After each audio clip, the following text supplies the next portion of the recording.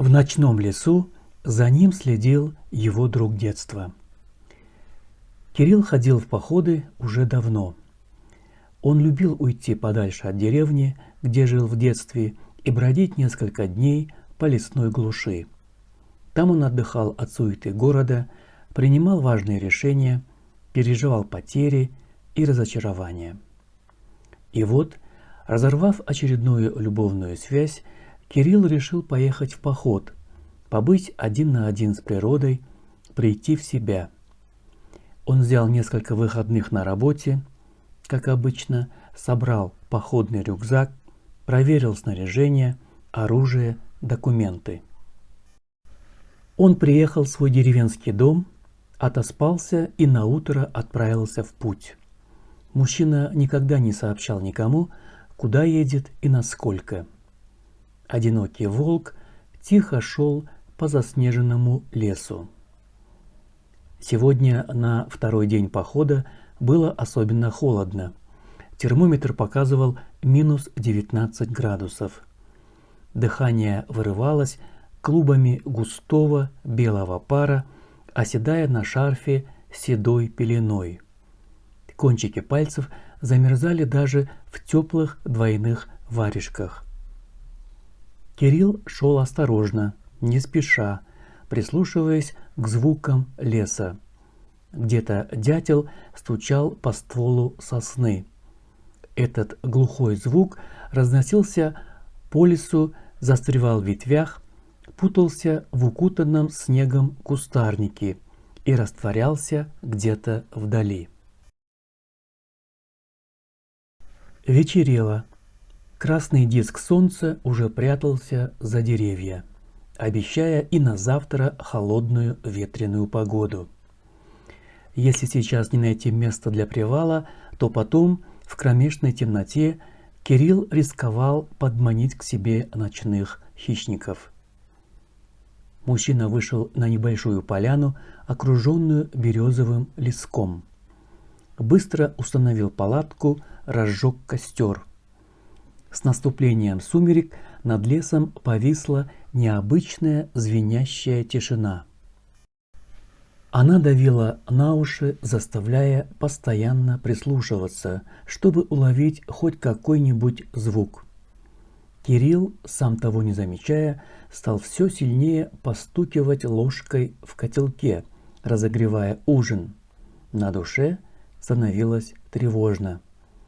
Он почему-то начал думать о Юле, с которой недавно расстался, вспоминать ее милый, нежный взгляд, ее привычку прищуриваться, пытаясь понять его настроение. Она нравилась Кириллу, он ей тоже. Но мужчина не мог допустить, чтобы кто-то или что-то завладело им целиком, не хотел ни в ком нуждаться, боялся этого чувства.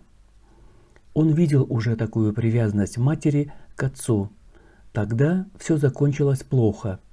Кирилл не хотел переживать той же боли, что пережила тогда его мать.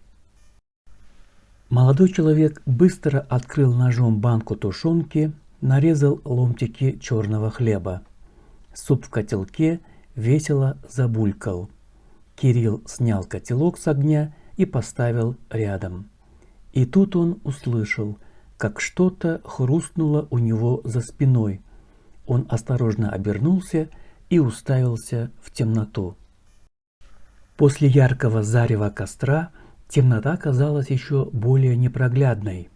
Кирилл подумал, что от мороза треснула какая-то ветка. Еще раз попытался разглядеть хоть что-нибудь, но, поняв тщетность своих попыток, вернулся к ужину. Он быстро доел остатки супа, тушенки, попил чай и уже готовился ложиться спать, как услышал шорох в кустах. Резко обернулся. Оттуда на него смотрели два желтых глаза.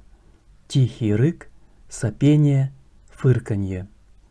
Кирилл знал, на что идет, отправляясь в лес, обо всех опасностях путешествия в одиночку, и все равно испугался.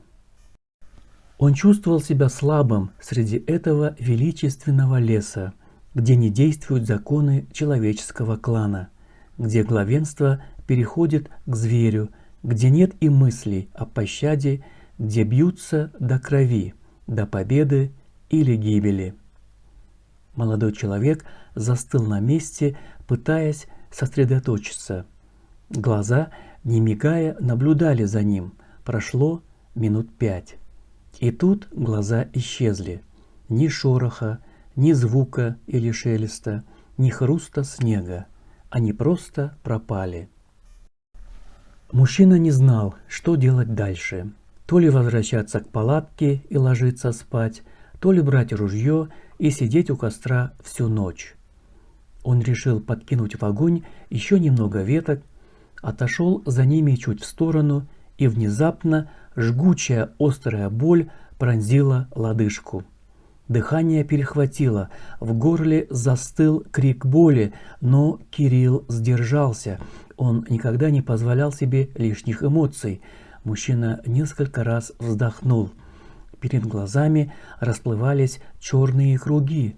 С трудом направив фонарик на ногу, он увидел, что на его лодыжке сомкнулся ржавый капкан. Как он здесь оказался, оставалось только догадываться.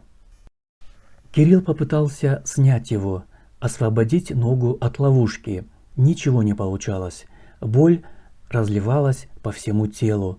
Кирилл упал, уткнулся в снег лицом и протяжно застонал. В голове была только одна мысль, что он никому не сказал, куда уехал, никто его здесь не найдет. Мороз становился все сильнее, сознание уходило куда-то в туман. Кирилл уже плохо чувствовал свое тело, теплая кровь наполняла валенок.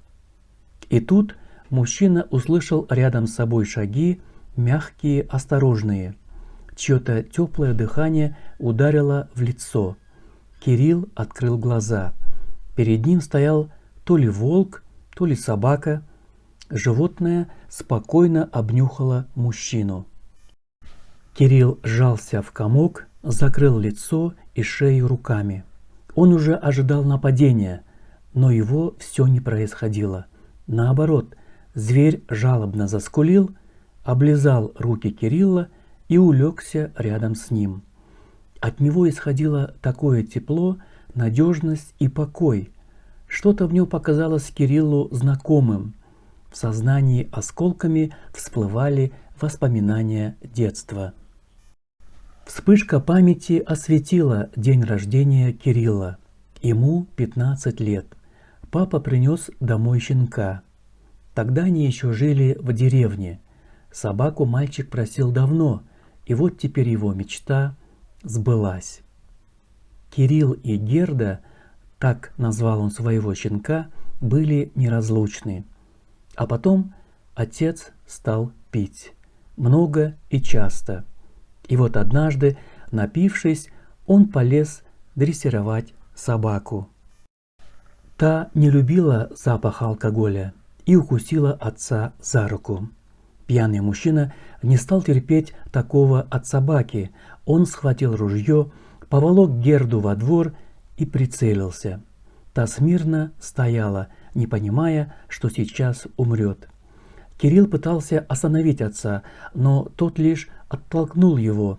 В самый последний момент подросток схватил палку и ударил отца по спине. Ружье выстрелило.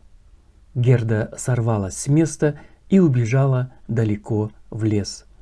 Кирилл долго звал ее, ездил по окрестностям на велосипеде, но так и не нашел. Он подумал, что собака погибла, видимо, отец ранил ее. Но вот теперь здесь, в зимнем лесу, рядом с родной деревней, Кирилл стал сомневаться в своих догадках. А вдруг она выжила, да одичала, но не погибла? «Герда! Герда!» Слабо, еле слышно, позвал Кирилл, шепча в самое ухо дикого зверя. Собака заскулила и попыталась облизать лицо мужчины. Теперь Кирилл больше не сомневался, что его щенок выжил тогда, вырос в лесу, став диким и сильным. А теперь Герда пришла его спасти. Это было странно, практически на грани фантастики, вот так через много лет случайно встретить в лесу свою собаку, уже практически ставшую волчицей. Кирилл запустил руку в густую длинную шерсть, зарылся в нее лицом. «Мне холодно, Герда, очень холодно», — еле слышно прошептал он. Собака еще теснее прижалась к хозяину, тихо поскуливая и облизывая его лицо. Последнее, о чем подумал Кирилл, прежде чем потерять сознание от боли и холода, была мысль, что он погибнет здесь не один, теперь с ним рядом друг. Кирилл пришел в себя уже в больнице. Он медленно открыл глаза. У койки стоял врач в медицинской маске и внимательно смотрел на лицо пациента. «Вы помните, как вас зовут? Вы помните, что с вами случилось?» – строго спросил он. «Да, я попал в капкан в лесу. Меня зовут Кирилл Георгиевич Козлов. Как меня нашли?» «По следам, голубчик, по следам. Ваша жена сказала, что вы поехали в лес и пропали. Спасатели нашли вас в 3 часа назад». «Жена?» – тихо переспросил Кирилл. «Да, Юлия Михайловна. Она позвонила в спасательную службу». Кирилл растерянно смотрел куда-то мимо врача. «А что с ногой?» – наконец спросил он. «Все в порядке. Швы мы наложили. Теперь нужно ждать и надеяться на полное выздоровление. Завтра мы отправим вас в Москву». «А Герда? Где она? Собака была рядом со мной», – вдруг взволнованно проговорил пациент. «Собака? Ее здесь нет. Спасатели сказали, что у места, где вас нашли, было много волчьих следов, но когда они приблизились к вам, рядом уже никаких животных не было. Но судя по тому, что у вас нет серьезных обморожений, что-то или кто-то согревало вас всю ночь». «Ушла. Она опять ушла», – с тоской прошептал Кирилл. Молодой человек еще долго лежал, молча глядя на небо через серое пыльное оконное стекло. Его Герда жива, она стала дикой и свободной. Она больше не доверяет человеку, но пришла к своему хозяину и спасла его. Собаки отлично помнят любовь и ласку, сохраняя преданность до конца своих дней. И теперь Кирилл знал, что на свете у него есть друг, которому он обязан жизнью. Может быть, они когда-нибудь встретятся еще раз?